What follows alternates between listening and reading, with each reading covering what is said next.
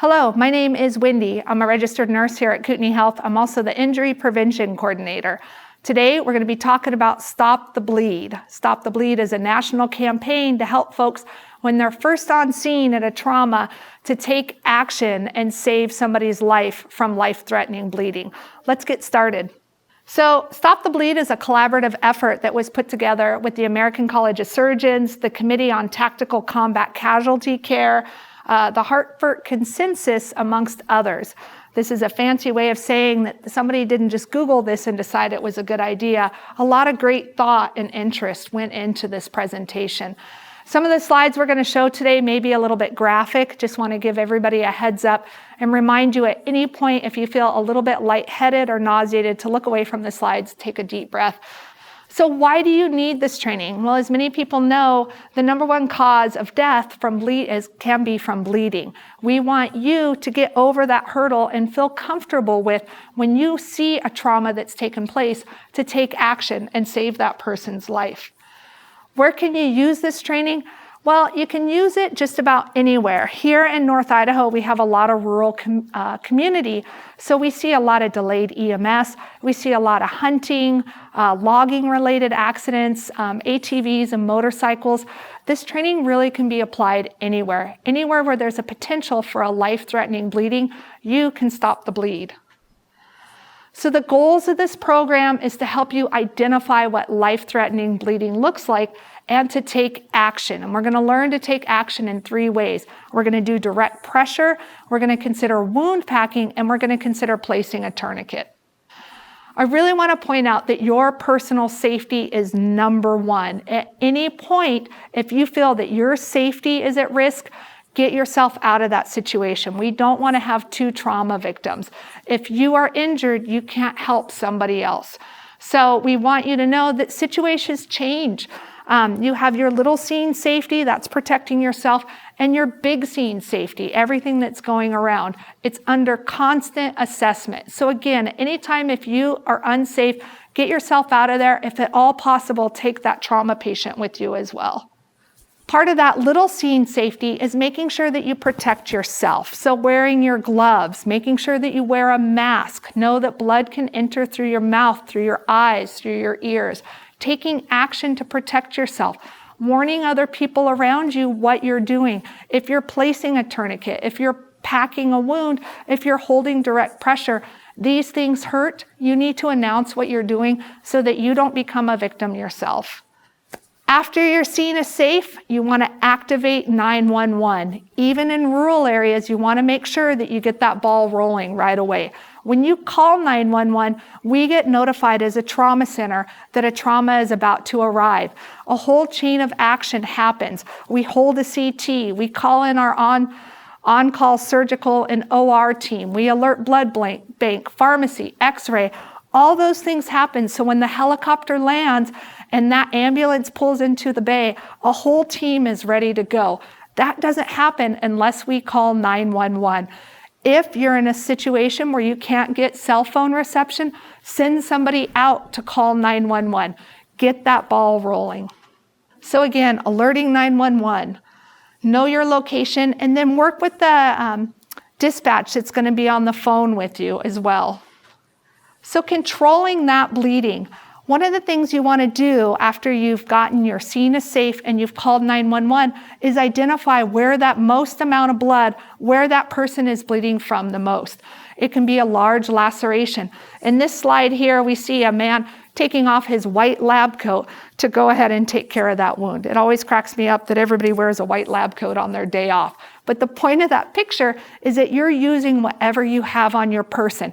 You can use a shirt, you can use a scarf, you can use their shirt, whatever you need to get that bleeding under control. So looking for that source of bleeding. What does traumatic bleeding look like? Continuous bleeding, large volume bleeding, bleeding that is squirting, blood that is pooling. If you walk up and you're first on scene and your first thought is, wow, that is a lot of blood, that's trauma. You need to take action to save that person's life. Also know there can be multiple places where that person is bleeding from, and that clothing can hide life-threatening bleeding. We see a lot of times in the wintertime with snowmobiling accidents or even hunting and outdoor accidents, somebody may complain that they feel wet. If somebody says they feel that wetness, you need to get to the bleeding source. That could be blood that they're feeling so that you can control that bleeding at the site. So 3 different areas that we talk about for bleeding. We talk about the arms and legs. We can do direct pressure, we can do wound packing, and we can do tourniquets. Here at the junctional areas where the body comes together, we can consider direct pressure and wound packing. Sometimes on femoral artery bleeds in the leg, we can get a tourniquet up high, but it's not always possible. And then of course, anywhere in the abdominal area, we want to consider direct pressure and wound packing. So again, when we find that bleeding source, we can always hold pressure. If we don't have any of our resources available, we can hold pressure until more resources become available. So remember, in direct pressure, we want to focus on the location of that bleeding. If somebody has multiple bleeding sites, we want to go to where the most blood is coming from, where that person is bleeding from the most. That's the life-threatening bleeding. Again, we can pack that wound, and we'll talk about this a little bit more at our wound packing station. Direct pressure. We're going to hold direct pressure, and we're not going to check. We're going to hold with both hands until EMS arrives. What we don't want to do is keep lifting and looking at that source of bleeding. People that are trauma victims, often they lose something that's called a clotting factor, that they can't make enough clots to keep up with the amount of blood they're losing. Especially people too that are on any kind of anticoagulants. We want to make sure that we hold continuous pressure. So in this particular example, she's using a t-shirt. She's using what she has on hand to apply direct pressure. She's covering up the wound, using both hands and applying direct pressure. Again, this is not a particularly deep wound, but it's a wound that's bleeding. She's using direct pressure. So sometimes wounds are much deeper in the body and they require what's called wound packing. Somebody has a deep laceration. We see this as a result a lot of times from a car accident or a motorcycle accident. We need to get down to where that source of bleeding is coming from. Often in a large laceration, arteries and veins have been severed, so they're continuing to bleed. That bleeding is not controlled. We have to get down to the source and essentially create a dam. With this, we're going to pack deep into the wound to get over and create a dam to stop that bleeding from coming. We're trying to control that bleeding as best as we can. Again, we can pack gauze, a t-shirt, a scarf, or whatever we have. In this slide, she's showing how we're going to pack a wound. Now, she has a bullet hole. A deep laceration. She's also using a hemostatic dressing. This is a dressing that has a chemical in it that activates and actually expands and adds to the clotting factor as it comes in contact with bodily fluids. She's packing that wound deep to where those arteries and veins have been severed, and she's going to continue packing that wound until that gauze completely fills that complete laceration. Once she can't fill it anymore, she's going to hold direct pressure until EMS arrives. So here in this slide, remembering that we can use all 3 of these techniques to control bleeding in extremities. We can use direct wound pressure, we can use wound packing, and we can use tourniquet application. Again, in the junctional areas, we can use direct pressure or wound packing. And then in the body or the torso area, we can also consider direct pressure or wound packing. So moving on to tourniquets. We get a lot of questions in our class about tourniquets. People are concerned that they are going to cause more harm or that they may get sued using a tourniquet. Under the Good Samaritan Act, you are covered when you use a tourniquet appropriately to control life-threatening bleeding. Some key points that we want to point out on tourniquets is that they're going to go 2 to 3 inches above that amputation site. We never place a tourniquet over the elbow or over the knees because it doesn't occlude all those vessels. That means it doesn't contract it down. And that we tighten that tourniquet until the bleeding stops. Tourniquets hurt, and we need to remind those people around us. Once that tourniquet goes into place, it does not come off. Only the surgeon or the physician is going to remove that tourniquet. It used to be the feeling that you needed to loosen up the tourniquet to allow reperfusion to the arm. This is a trauma patient. They've lost so much blood that if we open that tourniquet up, they could actually bleed out as a result. The tourniquet goes on, it stays on. You can apply a tourniquet to yourself or to others. Combat application tourniquets were designed specifically so that people could put them on one-handed. You can put them over your legs. They come in all shapes and sizes because people come in all shapes and sizes. Again, it's designed for arms and legs. What we don't want to do is use a tourniquet anywhere up on the neck or in the torso area. Again, just on our extremities. You can apply a tourniquet over clothing, and a second tourniquet can also be applied if the first tourniquet didn't work. Again, that second tourniquet will go 2 to 3 inches above that first site. So in this video, she's showing us how to properly apply a tourniquet. She's first opening up the tourniquet, going all the way around his arm, again, that total circumference of his arm. She's then pulling it into place. She's sealing that Velcro up around, getting all the slack out.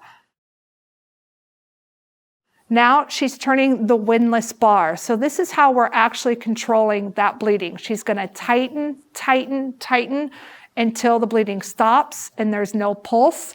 Now she's going to lock it into place. She's going to bring up the rest of the slack, get it out of the way, and she's going to time that tourniquet. Again, it's up to the surgeon or the physician how long that tourniquet stays in place. Some tourniquets can stay in place as long as 2 hours. Some can stay longer. But once that tourniquet goes on, it does not come off. Committee on Tactical Combat Casualty Care, here is a list of their recommended tourniquets. You can see there's quite a few different styles. The one thing to remember is that they all need to have that windlass bar. That windlass bar that cranks down has a cord and a mechanism around that actually occludes all those arteries and veins. Usually it's anywhere from 2 to 3 inches to catch any of those arteries and veins that have been severed. What we don't recommend is using belts or sheets and sticks. And I say this very, very carefully. If you are in a life-threatening situation and that's all you had, then that's what you can use. But know that belts break and they loosen. Sheets don't tighten enough that they can fail when it matters most. Again, it's only recommended that you use the Committee on Tactical Combat Casualty Care. They're the ones that give the American College of Surgeons and Stop the Bleed the recommendation on tourniquets. Here in the Northwest, our two most common types are the CAT tourniquet and also the soft T tourniquet. Here's an example of those two tourniquets that are used in our area. Again, these are the tourniquets that are used here in our trauma bays, on our ambulances, by law enforcement, by fire, and by EMS. Bleeding control in children has a lot of the same aspects to it.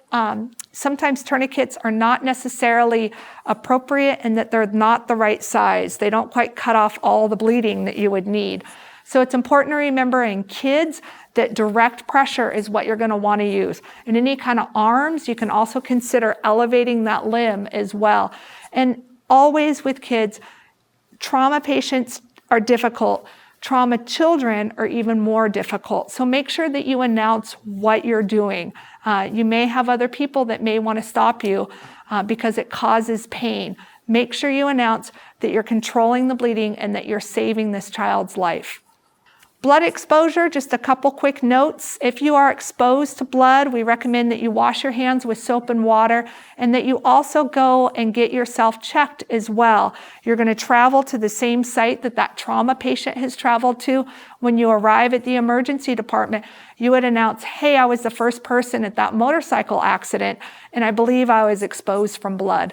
They will then direct you from there on what needs to happen. It's important that you do this right away. If you wait 2 or 3 days, that patient could have been transferred to another facility and they can no longer tell you where that person's been transferred for, or they may no longer be tracking that person. Again, anytime you've been exposed to blood, make sure that you take the appropriate actions. Or make sure that you wear your mask if you have any kind of eye protection. And again, gloves will keep you protected the most.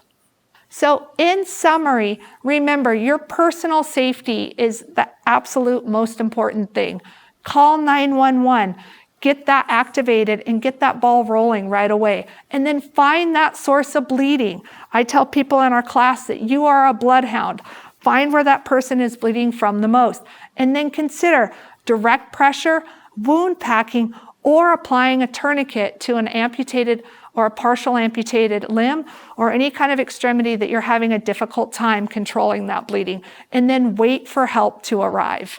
This is a view of some of our personal bleeding control kits. These are commercial grade ones that are available. We also talk about in our in-person classes about making your own kit. And we'll go through this in just a little bit with Shirley when we talk about wound packing. We can also provide that list. There's also a list of supplies on stopthebleed.org.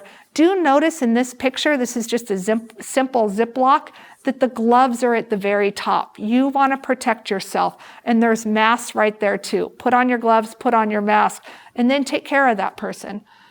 These are wall-mounted bleeding control kits. We're seeing more and more of these in places where we have auditoriums, sporting events, large concert halls. We're also seeing these in some of our larger schools as well, where you have multiple kits that are quick access. Here's a quick snapshot from some of our Stop the Bleed kits that have been placed up here in our local school districts. We want to remind people to put bleeding control kits where people think to run to an emergency. So near an AED, near a fire extinguisher. Bleeding control kits should never be placed somewhere where nobody can get access to it. So they should not be locked in an office, and they should not be placed where they're unavailable. Again, place them somewhere where people think to run to in an emergency to grab help. For more information, you can always reach stopthebleed.org for current trends and recommendations on tourniquets. You're also welcome to come to our website as well at kh.org. For more information too, you can reach out directly to me or at trauma@kh.org. This concludes the lecture portion of our Stop the Bleed presentation. We're now going to demonstrate some 3 hands-on skills station, our wound packing, our tourniquet application, and also our patient and scene safety. Remember that you're going to need to complete these skills in person in order to successfully complete the Stop the Bleed course and to receive your certificate. Thanks for your time, and we'll see you at the skill stations.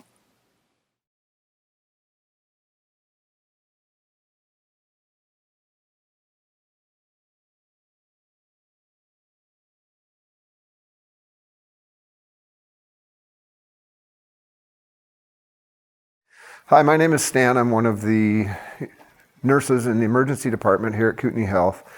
And for the Stop the Bleed class today, we're going to talk about tourniquets and when you'll want to use one and a few other safety tips when you're going to use them. Obviously, you're going to use a tourniquet if there's uncontrolled bleeding that you cannot stop with direct pressure. If you come on a scene where somebody is seriously injured, the first thing that you're going to want to do, obviously, is make sure that the scene is safe. You don't want to get yourself hurt. You can't help anybody if you're hurt yourself. Call 911, and then you can start working on your patient. If somebody is bleeding uncontrollably, you can try direct pressure and wound packing if possible. And you're going to talk about wound packing here in a little bit. And then use a tourniquet if needed. The most common tourniquet that we use is the CAT tourniquet, and that stands for Combat Application Tourniquet. And these are used widely around the country and around the world, actually.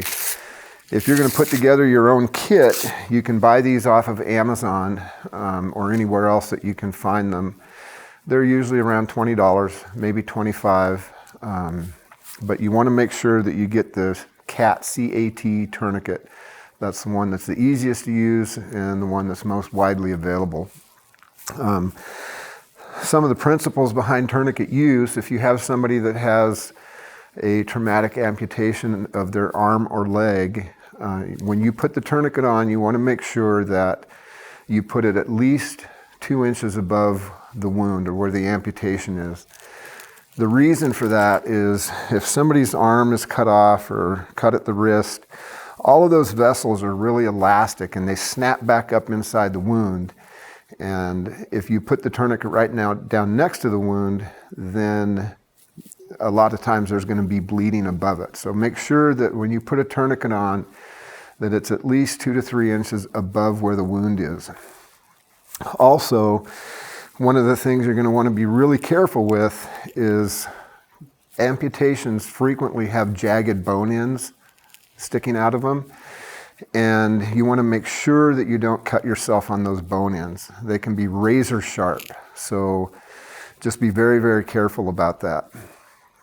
If you're not able to control the bleeding with direct pressure, then obviously you're going to need to put a tourniquet on.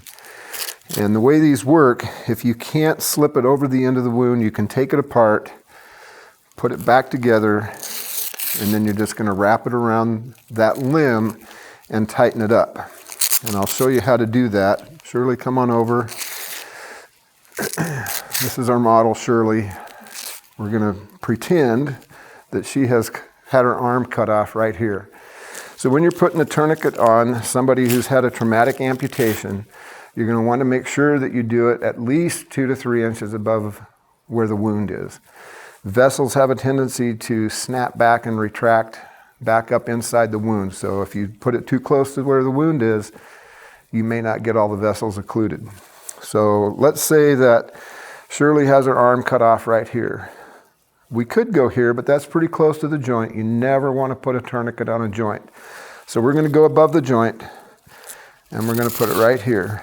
The next thing you're going to do is tighten this up as much as you can before you wrap it around and fasten the Velcro. And then you're going to use the windlass right here, and you're going to continue tightening it. And you're going to tighten it until it quits bleeding down here. Your patient is going to scream and yell at you that it's hurting like crazy, and it is. But you have to tighten it until the bleeding stops, all right? Once the bleeding stops, the end of the windlass goes right here. You put this across the top to hold it in place, and then you put the time right here that you put it on. That's really, really important for the people in the hospital to know how long they have before they have to take that off. Usually about 2 hours, but that's a rough estimate. But make sure you write the time down that you put that tourniquet on right here. Once the bleeding is stopped and everything is fastened down, you're done with that tourniquet and you're good to go. When you buy a tourniquet, again, remember it's going to be the combat application tourniquet or CAT tourniquet. You can find them just about anywhere on Amazon or other medical supply companies. Another kind of tourniquet is the soft T tourniquet. You may see these around. Some of the fire departments and law enforcement agencies use these. They're not as popular. It's the same principle, all right? You can undo it, wrap it around that extremity, put it back together, tighten it up, and again you have the windlass, and you tighten that up, put it in, and hold it down, and you're set to go. Again, make sure that you tighten this until the bleeding stops. That's the only way that you're going to save that patient's life.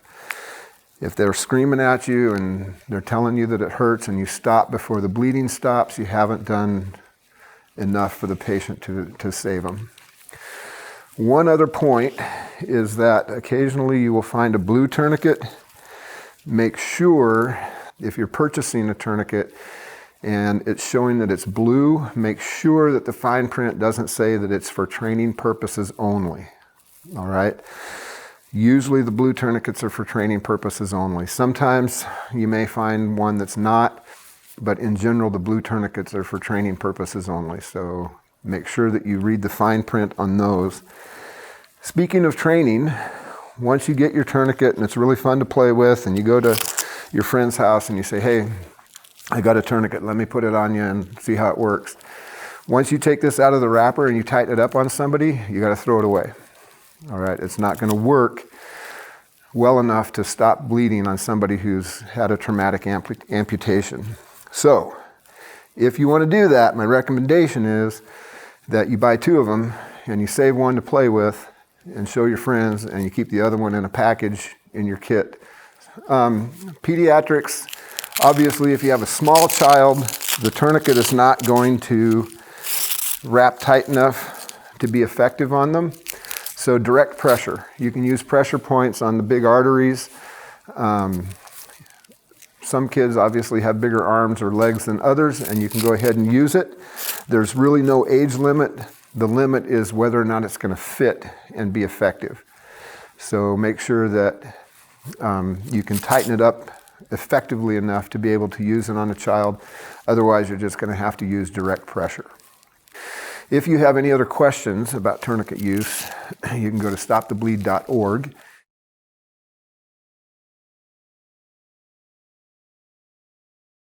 Hi, I'm Shirley. I'm an RN here at Kootenai Health. Hi, I'm Wendy. I'm the Injury Prevention Coordinator, and I'm also a registered nurse here at Kootenai Health. This is the wound packing station of the Stop the Bleed course. We have 2 wounds here. We have a deep laceration and we have a gunshot wound.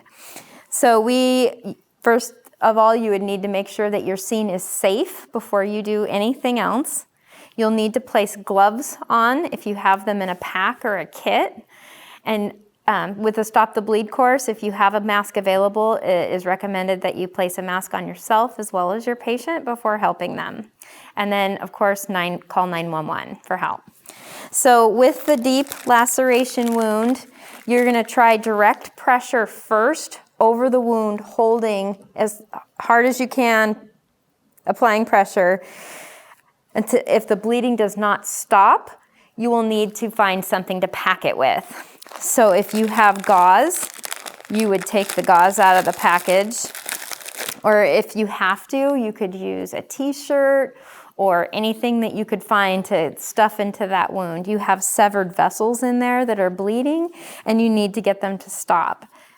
So you would take the gauze and you're going to go from side to side. You're going to stick your hand into the wound and put pressure.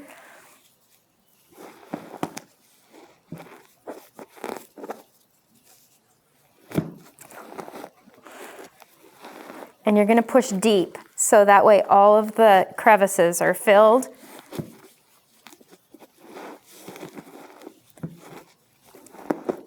This is painful to the patient, but you are saving their life. Otherwise, they would bleed to death. And you need to be telling them, this is going to hurt. You need to tell bystanders, I'm hurting them, but it's going to save their life. They're bleeding.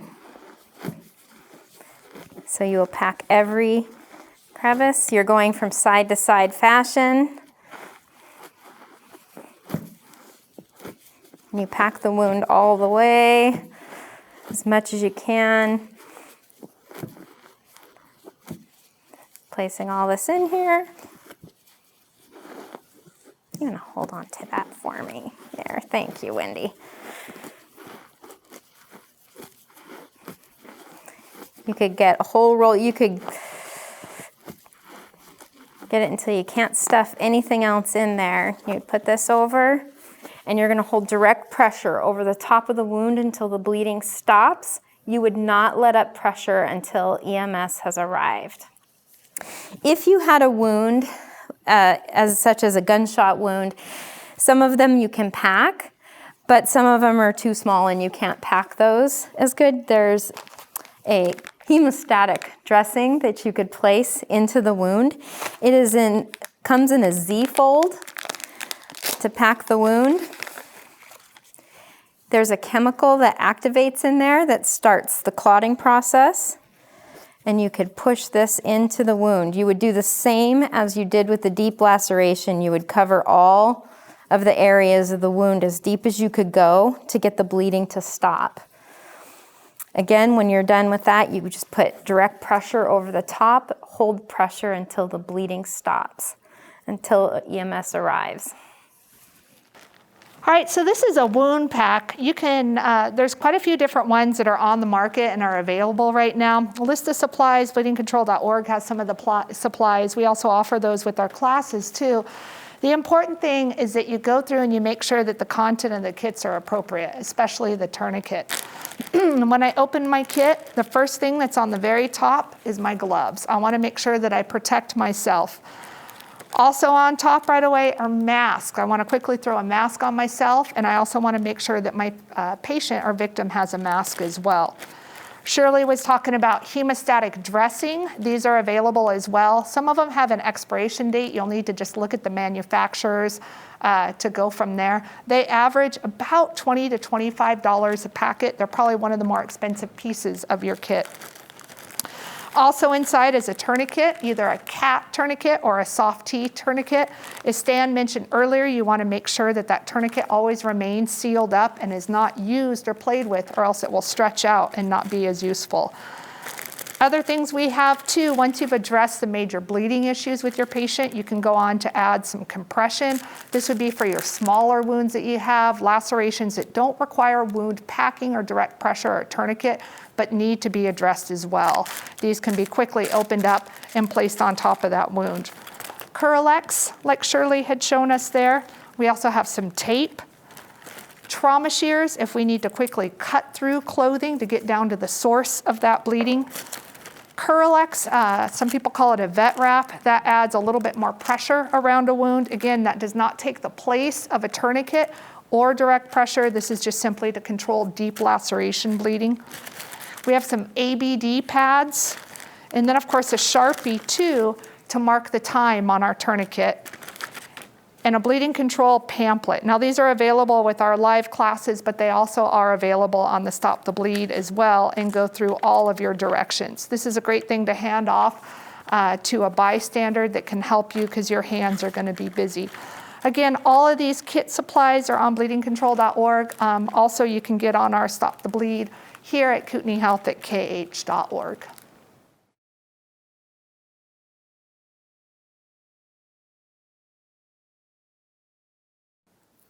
Hi, I'm Wendy, registered nurse here at Kootenai Health, and I'm going to take you through our patient assessment station. This is a station that we've added to Stop the Bleed because of our rural location up here in North Idaho. We found that a lot of trauma patients live in areas that are delayed EMS. We also found that they are out hunting, out on their ATVs, out doing what we do best in North Idaho, enjoying the outdoors. This can lead to some situations where access is an issue. So the principles still apply here for Stop the Bleed. We're going to make sure our scene is safe. We're going to call 911, and we're going to take action to find that source of bleeding and control that bleeding either by direct pressure, wound packing, or using a tourniquet. All right, so again, those same principles always apply. We want to make sure that our scene is safe, that we're not putting ourselves in harm's way. We want to make sure that 911 has been activated, even if we're in a rural location, and assign that task to somebody specific. You call 911. Now I'm going to take action. I'm going to look for that source of bleeding. The most bleeding is what I want to treat first, and I want to get that bleeding under control. Again, keep in mind, scene safety is also your little scene safety. A trauma patient is having the worst day of their life. You do not want to get injured in the process of taking care of them. I'm going to go ahead and demonstrate how that might look. Scene safe, call 911. Hi, my name's Wendy. I saw you crash off that ATV. Can you tell me what happened? I crashed my ATV. I see that you're losing a lot of blood. Can I see what's going on? Careful. This really hurts. So at this sense, she's losing a lot of blood. She's got a compound fracture. These are difficult to treat. If there was bleeding that was oozing and I didn't have access to a tourniquet, I'm very carefully going to apply pressure and try to get that bleeding under control. Keep in mind, I don't want to push on any bones. Bones are like little knives and they can cut those arteries and veins. I also want to keep myself safe. I don't know if she is going to, I don't know what happened in this circumstance, and I don't want to get hit in the process too. I'm going to do the best I can to take care of this person. You're losing a lot of blood. I'm going to try putting a little pressure. Oh my God. There is. This is bad, isn't it? You are doing okay. Okay. Take a look at me. Take a deep breath. Can you tell me what happened? I think I fell off my ATV. Crashed right off. One thing I'm doing with this person is I'm getting confidence, and I'm also getting a quick eye on them. I'm seeing that she's starting to turn really pale. That means she's losing a lot of blood. My direct pressure is not working. I need to consider placing a tourniquet. I really feel dizzy. Oh my. So I'm prepared as she passes out to hold on to her. Now I can treat this leg. In a compound fracture, I want to consider going above the joint. If this whole area looks awful and there's a lot of broken bone, I need to place that tourniquet 2 to 3 inches above that joint site to control that bleeding. If this bone was not sticking out, I can consider some direct pressure. If this was an impaled object, I never remove that object. That's for the surgeon to do. An impaled object acts as a dam. I do not want to pull that out. All right, so our ATV accident, Judy, has passed out. If I found her in this position, I also want to consider doing something that's called a blood sweep. Again, if I'm first on scene, I made sure my scene was safe. I've activated 911. A blood sweep, I'm going to use both hands. I'm going to come to the other side. So once I've controlled that first worst source of bleeding, I'm going to do a blood sweep. With gloved hands, I'm going to go under and check for blood. I'm looking for blood. I'm looking for blood. If I pull my hand back and I find a lot of blood, I need to get to that source of bleeding, so I'm going to have to roll her. Again, rolling patients is not advised unless there's a life-threatening bleeding injury. The way I carefully roll someone, it's easier for me to roll somebody towards me. I'm going to put their arm over their chest, going to bring that leg up, preferably the injured leg. Sometimes the lay of the land and the terrain will dictate how I'm going to roll that person, but I want to try to keep them as straight as possible. Hip and shoulder, kickstand up, 1, 2, 3. I roll them over. This leg that's been treated can stay up. Somebody else can support it, or it can come down. If she had a large amount of bleeding right here, I'm going to use direct pressure, and I'm going to stay right here until EMS arrives. All right, Judy, come on back. Couple other quick things too to note in a trauma victim. We don't want to move people unless we absolutely have to. If I'm in a building and it's an active shooter situation, if somebody is in the middle of the highway, again, your safety is the top priority. You do not want to put yourself in harm's way. But if I need to move somebody, I'm going to do it quickly.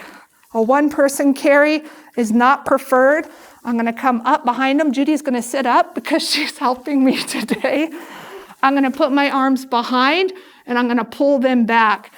2 people, I'll have one person come right here. The stronger person's going to come in back because they're going to take the majority of the weight of the person.